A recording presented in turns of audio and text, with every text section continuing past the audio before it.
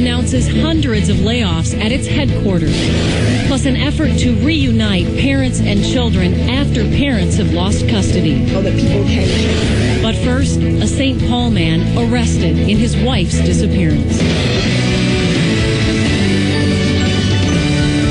Thanks for joining us tonight. KARE Trevino's husband is in police custody tonight after his wife disappeared 4 days ago. Jeffrey Trevino's arrest comes after police searched the couple's home today. KARE 11's Scott Soroka joins us from St. Paul with the latest on this story. Scott?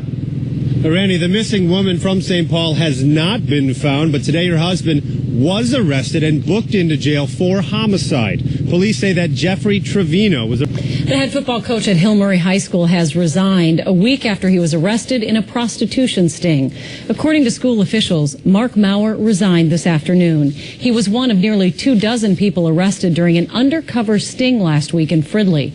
Maurer was cited with a misdemeanor of solicitation. Best Buy plans to cut 400 management jobs from its Richfield headquarters. This just 2 days before founder Richard Schultz is expected to make a decision about buying the electronics retailer.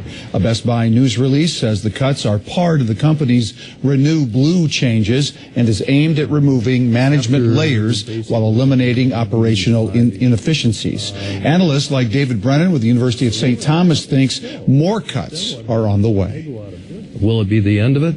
Dozens of people demonstrated outside Target headquarters this morning. They claim the retailer doesn't invest enough in racially diverse communities. The protesters are calling for changes to Target's hiring practices, wages, and working conditions. Target issued a statement this afternoon saying, "We are committed to maintaining the highest standards of ethical business practices." At the state capitol today, a Senate panel okayed a one-year moratorium on silica sand mining. The bluffs of southeastern Minnesota are rich in the fine sand, which is used in oil drilling for a process known as fracking.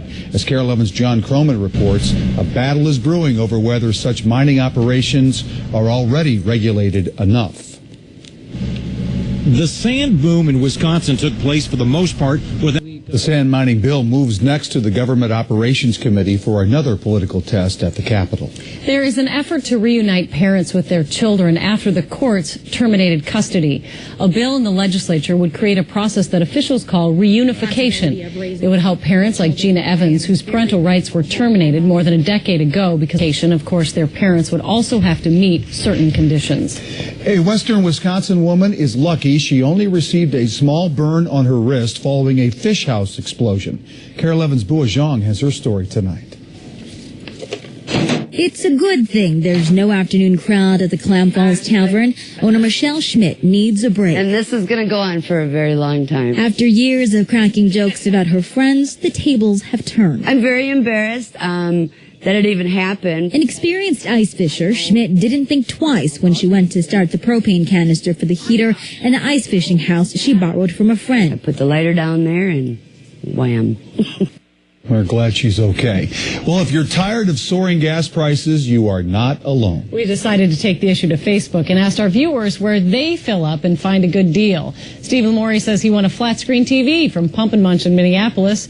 When customers spend $20 on gas there, they can be entered into a monthly drawing for prizes. Crystal Hanks says Orion's in Monticello has a text club with different deals like 10 cents off per gallon. If a gas station near you does something special to keep you coming back, let us know on our KARE 11 Facebook page.